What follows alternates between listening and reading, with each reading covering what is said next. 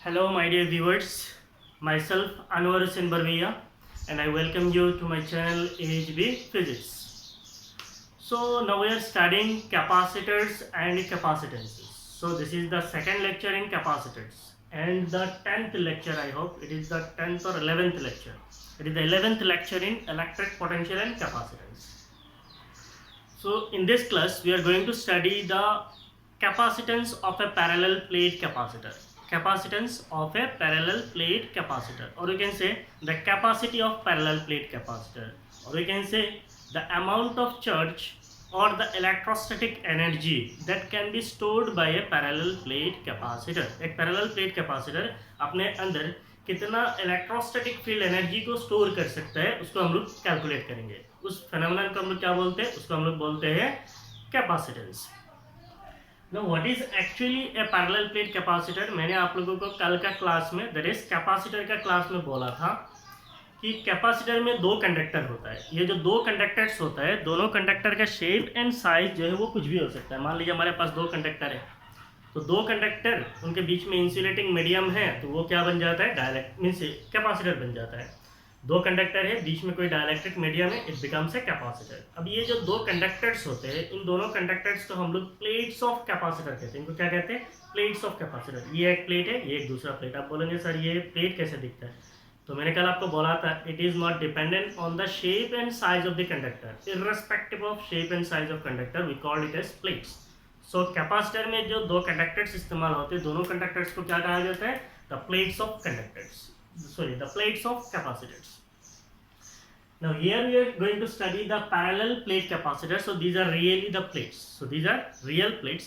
Now we have different forms of capacitors, different types of capacitors. We have spherical capacitors, we have cylindrical capacitors, we have parallel plate capacitors. Now in our syllabus, that is in NCERT textbook, we have only parallel plate capacitor. So we will limit ourselves to the parallel plate capacitor only. So what is actually a parallel plate capacitor? Now if I will say a parallel plate capacitor has two conductors. Parallel plate capacitor है, capacitor है तो दो conductor होगा ही. Now imagine we have two conductors, और दोनों conductor जो है दो प्लेट्स है. मान लीजिए ये एक कंडक्टर है, ये जो आपको फिगर में दिख रहा है, ऊपर में एक कंडक्टर है. So this is my plate 1, और ये नीचे में कंडक्टर है. ये मेरा प्लेट 1 है और ये मेरा प्लेट 2 है. तो ये दो प्लेट्स है और ये दोनों प्लेट्स मिलके क्या बना? मेरा कैपेसिटर बना. उसके बीच में हम लोगों ने अभी के लिए कंसीडर किया कि एयर है. तो बीच में जो इंटरवेनिंग मीडियम है वो एयर भी हो सकता है, कोई दूसरा डाइलेक्ट्रिक मीडियम हो सकता है. सो अभी का जो प्रेजेंट केस है उसमें हम लोग क्या कंसीडर कर रहे हैं? एयर कंसीडर कर रहे हैं. बाद में हम लोग इसके बीच में डाइलेक्ट्रिक मीडियम डालेंगे और देखेंगे कि कैपेसिटेंस क्या होता है. सो अभी क्या है? दोनों के बीच में एयर है ना. जो मेरा ऊपर का प्लेट है और नीचे का प्लेट है, ये दोनों क्या है? A4 साइज कॉपीज है, तो इनका एरिया कितना है? The area remain same. So दोनों प्लेट्स का एरिया कितना होना चाहिए? सेम होना चाहिए. Suppose the area of this plate is A and the area of this plate is also A. दोनों प्लेट्स के बीच में सेपरेशन कितना है? दोनों प्लेट्स के बीच में सेपरेशन जो है स्मॉल d है. तो दोनों प्लेट्स के बीच में सेपरेशन क्या है? स्मॉल d है. कल हम लोगों ने पढ़ा था चार्जिंग, लास्ट क्लास में हम लोगों ने पढ़ा था charging of capacitor. Charging of capacitor में क्या होता है?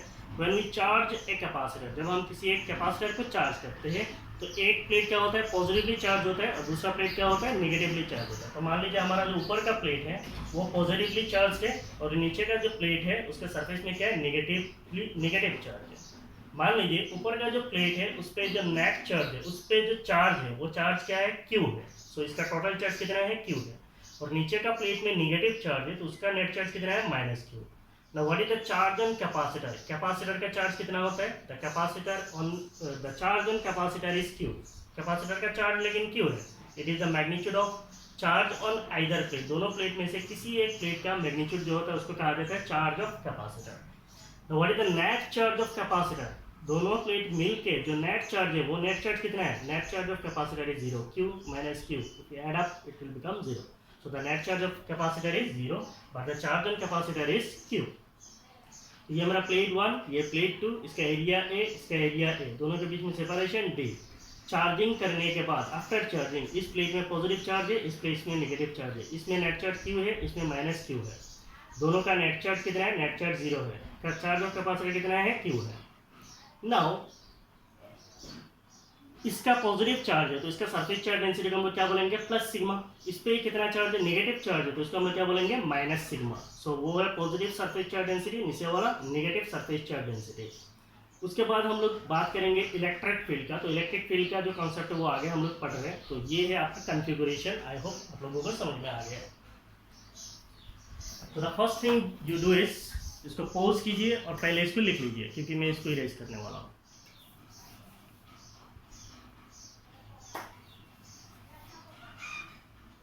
Okay.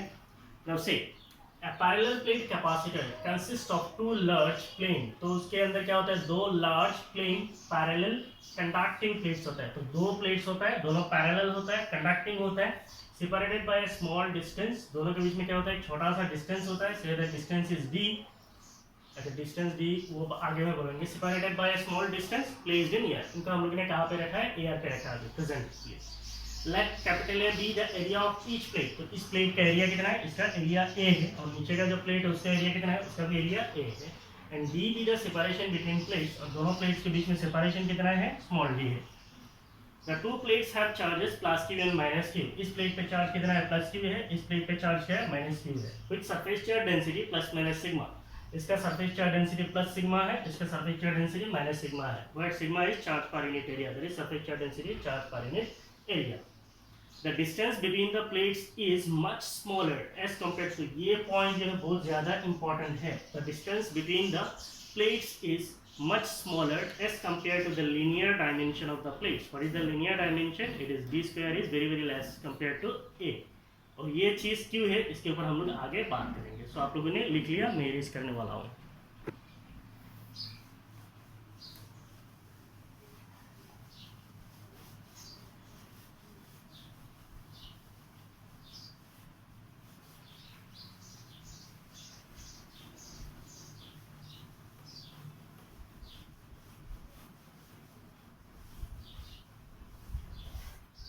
अभी जो हम लोग सबसे पहले बात करेंगे वो है इलेक्ट्रिक फील्ड के ऊपर। मान लीजिए हमारा दो प्लेट्स हैं, तो एक प्लेट हमारा कहाँ है, ऊपर में है, और दूसरा प्लेट कहाँ है, दूसरा प्लेट जो है हमारा वो नीचे में है। तो ये प्लेट मेरा पॉजिटिवली चार्ज है, तो इसके सरफेस में पॉजिटिव चार्ज है, और ये प्लेट मेरा नेगेटिवली चार्ज है, तो इसके सरफेस में क्या है, नेगेटिव चार्ज है। इस प्लेट की वजह से ऊपर की तरफ एक इलेक्ट्रिक फील्ड जाएगा। So electric field due to positive charges, electric field due to positive charges, ये नेगेटिव चार्ज है। तो इस रीजन में इस प्लेट की वजह से इलेक्ट्रिक फील्ड का डायरेक्शन कैसा होगा, ऐसा होगा। So at each and every point, मान लीजिए यहाँ पे किसी एक पॉइंट पे ले लेते हैं, तो इस प्लेट के ऊपर कोई एक पॉइंट है, मान लीजिए इस पॉइंट पे है, तो ये पॉजिटिव चार्ज है, तो यहाँ पे इलेक्ट्रिक फील्ड कैसा होगा, electric field is outward normal from the positive charge. तो इलेक्ट्रिक फील्ड कैसे जाएगा, ऊपर की तरफ जाएगा। इस प्लेट में नेगेटिव चार्ज है, तो इसकी वजह से इलेक्ट्रिक फील्ड का डायरेक्शन किधर होगा, इलेक्ट्रिक फील्ड का डायरेक्शन ऐसे होगा। So electric field to negative charges will be in the downward direction. ठीक है, बस अभी इतना समझिए, आगे हम लोग डिस्कस कर रहे हैं। तो ये मान लीजिए मेरा रीजन 1 है, वो आपके फिगर में देखिए रीजन 1 है, और ये मान लीजिए मेरा रीजन 2 है। रीजन 2 में मैं एक पॉइंट लेता हूँ, ये एक पॉइंट है, ये नेगेटिव चार्ज है, तो नेगेटिव चार्ज की वजह से इलेक्ट्रिक फील्ड कैसा होता है, entering. So electric field due to negative charge is entering. ये पॉजिटिव प्लेट है, इसकी वजह से यहाँ पे इलेक्ट्रिक फील्ड का डायरेक्शन कैसा होगा, electric field due to positive charges is out, positive के लिए बाहर की तरफ जाएगा, ऐसे जाएगा। तो यहाँ पे इलेक्ट्रिक फील्ड ऑपोजिट डायरेक्शन में, यहाँ पे इलेक्ट्रिक फील्ड ऑपोजिट डायरेक्शन में। अब अगर मैं बीच में कंसीडर करता हूँ कोई एक पॉइंट, बीच में कोई एक पॉइंट है मान लीजिए, पॉजिटिव चार्ज के लिए इलेक्ट्रिक फील्ड का डायरेक्शन कैसा होगा, ऐसा। Electric field due to positive charges is इस डायरेक्शन में, आउटवर्ड। और अगर मैं यहाँ पे नेगेटिव चार्ज के लिए बोलूँगा, तो नेगेटिव चार्ज के लिए इलेक्ट्रिक फील्ड कैसा होगा, नेगेटिव चार्ज के लिए भी एंटरिंग होगा। So electric field due to negative charges, so positive plate से नेगेटिव की तरफ जाएगा पॉजिटिव के लिए, और नेगेटिव के लिए भी ऐसे ही होगा। इसका मतलब ये दोनों फील्ड एक डायरेक्शन में, इसका मतलब यहाँ पे बीच में, दोनों प्लेट के बीच में इलेक्ट्रिक फील्ड ऐड होगा। ऊपर में रीजन 1 पे इलेक्ट्रिक फील्ड एक दूसरे को कैंसिल करेगा, और रीजन 2 में इलेक्ट्रिक फील्ड एक दूसरे को कैंसिल करेगा। तो ये हमारा रीजन 3 है, ऊपर में रीजन 1, ये रीजन 2, बीच में रीजन 3। अच्छी तरीके से समझिए। तो यहाँ पे हम लोगों ने एक चीज कंसीडर किया है कि the linear dimension of the plates is much smaller as compare, the linear dimension of the plates is much smaller as compare to the distance of separation. इसका मतलब हमारा जो ये दोनों प्लेट्स है, ये दोनों प्लेट्स अगर मान लीजिए यहाँ पे हमारा कोई एक प्लेट है, यहाँ पे हमारा कोई दूसरा प्लेट है, ये जो डिस्टेंस है, ये डिस्टेंस अभी यहाँ पे अगर आप फिगर में देखेंगे तो ये बहुत ज़्यादा है।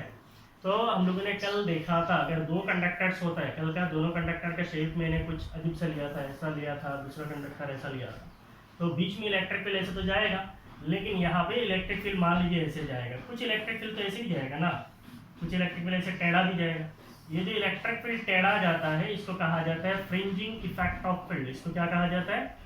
Fringing effect of field. अच्छी तरीके से समझिए, डेरिवेशन में इंक्लूड नहीं है। तो इस इफेक्ट को क्या कहा जाता है? फ्रिंजिंग इफेक्ट ऑफ फील्ड कहा जाता है। तो इसका मतलब ये डिस्टेंस को हमें क्या करना है? इतना छोटा कर देना है।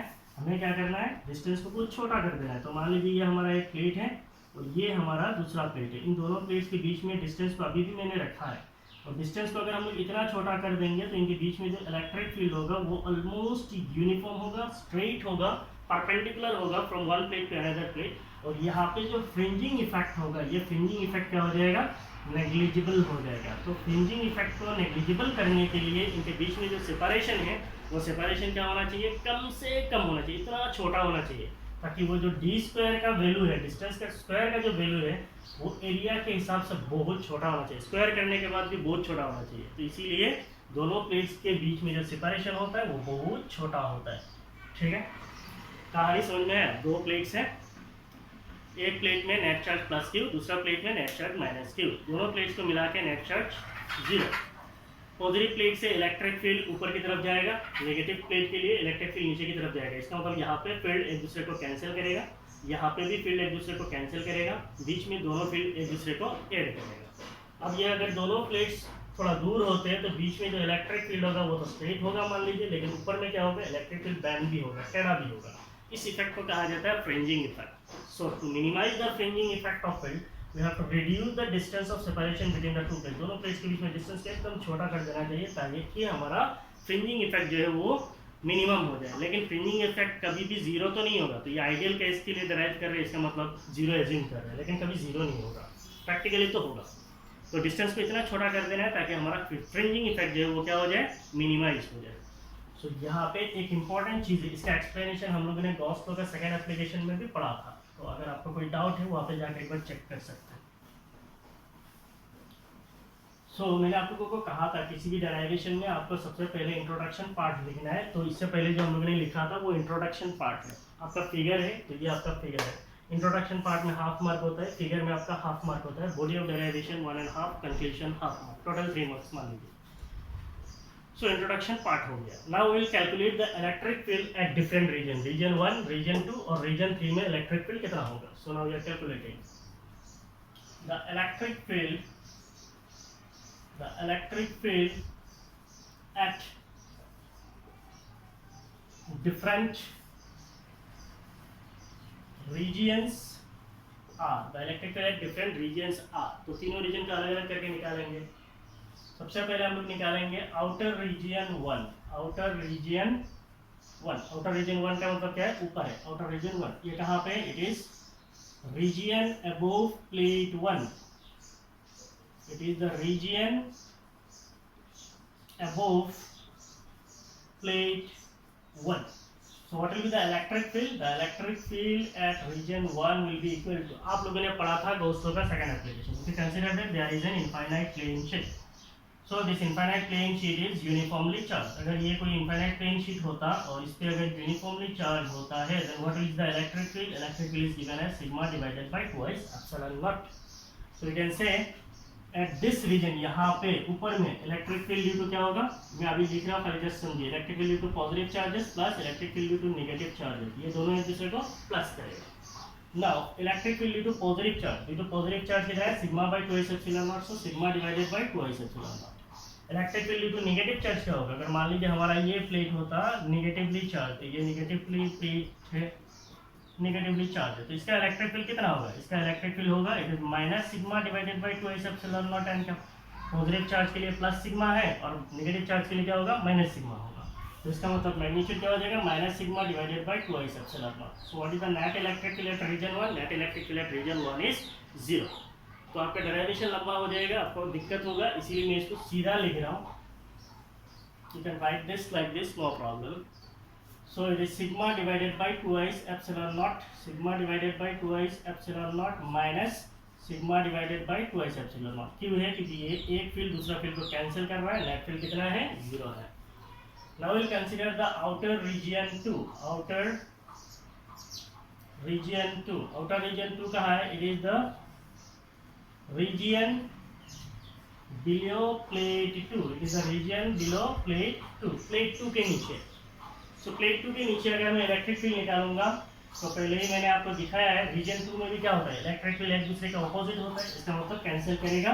सो the net field is sigma divided by 2s epsilon naught minus sigma divided by 2s epsilon naught. So the net electric field at region 2 is also 0। सो ये सारे नहीं चाहिए, ये एक्सप्लेनेशन है। Now we'll calculate the electric field at region 3. So region 3 कहाँ पे? We can say it as inner region.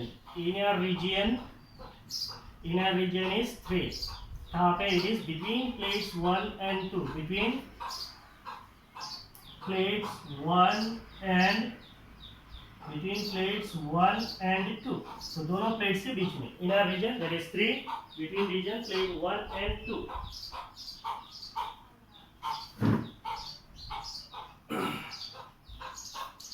तो यहाँ पे क्या हो रहा है? पॉजिटिव चार्जेस के लिए इलेक्ट्रिक फील्ड ऐसे आ रहा है, नेगेटिव चार्ज के लिए इलेक्ट्रिक फील्ड ऐसे आ रहा है। इसका मतलब ये दोनों फील्ड एक दूसरे को ऐड कर रहा है। So you can say that the net electric field at region 3 is E3। तो वहाँ पे हम लोगों ने मेंशन किया net electric field as capital E, so considering it as capital E.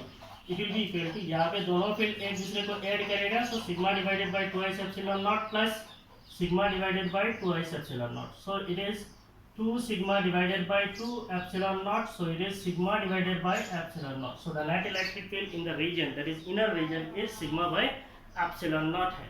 So you can say that electric field is sigma. What is sigma? It is charge per unit area, so it is q divided by a epsilon naught. So the electric field at region 3 is q by a epsilon naught. So the net field in between the two plates, दोनों plates के बीच में जो net electric field होगा वो कितना है? q by a epsilon naught है। Copy कर लीजिए।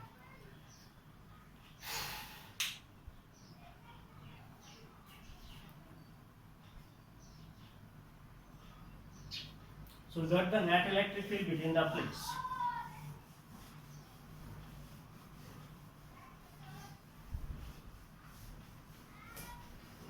So now we'll calculate the potential difference between the plates. The potential difference between plates is, potential difference को कैसे निकाल सकते हैं? Potential difference is the electric field in the region and the distance of separation. So B equal to ED. So what is the electric field? Electric field is Q divided by A epsilon naught into the distance, so it is D. So Q by A epsilon naught into D is the potential difference between the two plates. So what will be the capacitance? The capacitance of the parallel plate capacitor. The capacitance of the parallel plate capacitor is, capacitance of the parallel plate capacitor is, what is capacitance? Capacitance is C. It is charge per unit potential difference. So it is Q by V. So charge is Q divided by V. V is Q divided by A epsilon naught into D. Now Q will get cancelled, so it will be A epsilon naught divided by D. So you can say that the capacitance of the parallel plate capacitor is C is equal to A epsilon naught divided by D. So आप यहाँ पे देखिए, कल हम लोगों ने पढ़ा था capacitance is C is equal to Q by V. That means capacitance is charge per unit potential difference. लेकिन कैपेसिटेंस यहाँ पे हम लोग जब निकाला है तो कैपेसिटेंस किसके ऊपर डिपेंडेंट है? चार्ज पे डिपेंडेंट है? बिल्कुल नहीं है। पोटेंशियल डिफरेंस पे डिपेंडेंट है? नहीं है। इसका मतलब capacitance is not depend on charge and potential. Capacitance only depends on geometrical configuration. Geometrical configuration कैसा है? एरिया ऑफ कंडक्टर, दो कंडक्टर जो लेते हैं उनका एरिया कितना है। D it is the distance of separation between the plates, दोनों प्लेट्स के बीच में सेपरेशन कितना है। Epsilon not it is the permittivity of free space, इसका मतलब परमिटिविटी पे डिपेंड है। इसका मतलब नेचर ऑफ मटेरियल और nature of medium in between plates, जो दोनों प्लेट्स के बीच में जो मीडियम रहते हैं उसका परमिटिविटी पे डिपेंड है, और यू कैन से द नेचर पे डिपेंड है। ठीक है, so this is all about the derivation for capacity of parallel plate capacitor. Copy कर लीजिए।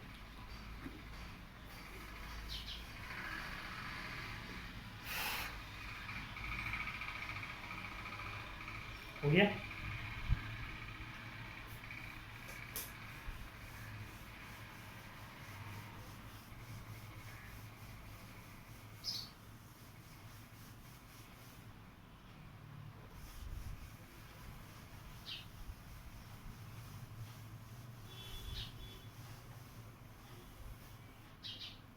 So now we'll see 1 farad capacitance. 1 farad capacitance. 1 farad capacitance is a very large unit in practice. तो हमें पता है 1 farad capacitance जो है ये बहुत बड़ा होता है और ये practically यूज नहीं होता है। और हम लोगों ने पढ़ा था nobody in this universe can have a capacitance of 1 farad। इस दुनिया में ऐसा कोई भी चीज नहीं है जिसका कैपेसिटेंस 1 farad हो जाए, ठीक है। So the capacitance of a parallel plate capacitor, capacitance of a parallel plate capacitor, parallel plate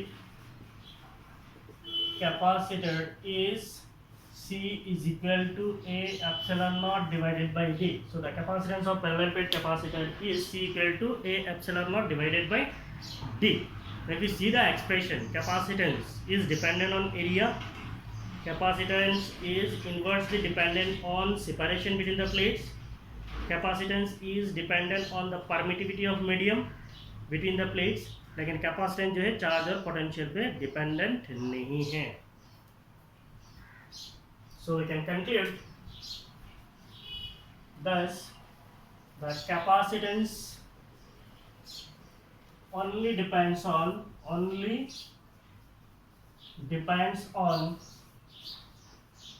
geometry of capacitor. Capacitance depends only on the geometry of capacitor.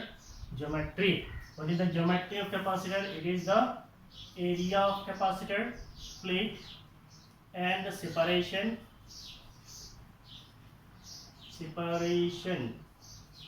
and also depends on the nature of medium. Also depends on the nature of medium between plates. तो ये दोनों plates के बीच में जो medium है उसके nature पे भी डिपेंड करता है। Consider a parallel plate capacitor, consider a parallel plate capacitor with area A is equal to 1 metre square. So आपको एक कैपेसिटर कंसीडर करना है जिसका एरिया कितना है 1 मीटर स्क्वायर है and distance of separation as 1 millimetre, और दोनों के बीच में डिस्टेंस ऑफ सेपरेशन कितना है 1 मिलीमीटर है। So what will be it's capacitance? The capacitance of that capacitor will be A epsilon naught divided by D. What is the area? It is 1 meter square. Epsilon naught 8.85 into 10 power minus 12.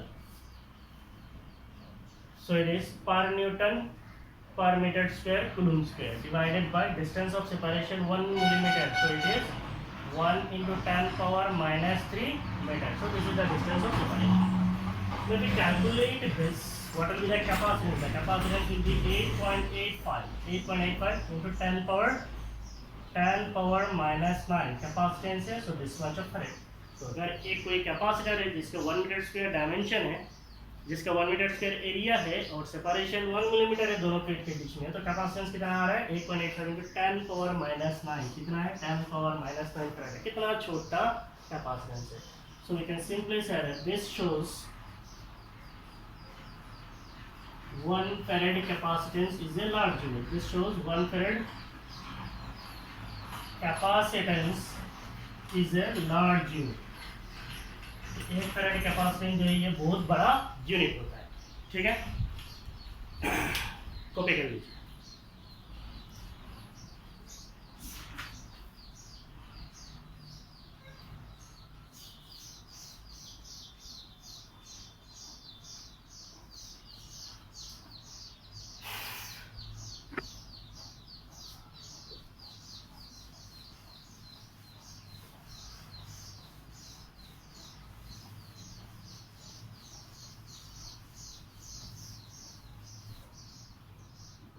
और एक method से भी कर सकते हैं.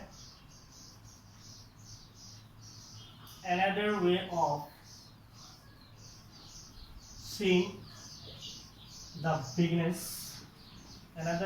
seeing the bigness of 1 farad capacitance is to calculate the area of each plate for 1 centimeter separation between plates. Another way of seeing the bigness of 1 farad capacitance is to calculate the area of each plate for 1 centimeter separation between plates. So इसका मतलब we are considering that the capacitance is 1 farad and the distance of separation is 1 centimeter. What is 1 centimeter? It is 10 power minus 2 meter. So this is the distance of separation. So we know what is capacitance. We know capacitance is A epsilon naught divided by D. From this, if we calculate the area, then it will be capacitance into distance divided by epsilon naught. Capacitance distance by epsilon naught is area. What is the capacitance? 1 farad. What is the distance? 10 power minus 2 meter. What is epsilon naught? It is 8.85 into 10 power minus 12 per Newton per meter square coulomb square. So what is its magnitude? It is 0.1129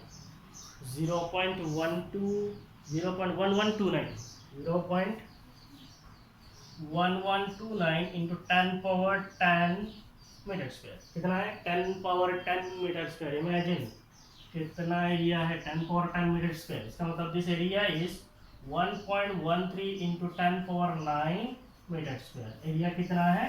area of plate इतना होना चाहिए, which is approximately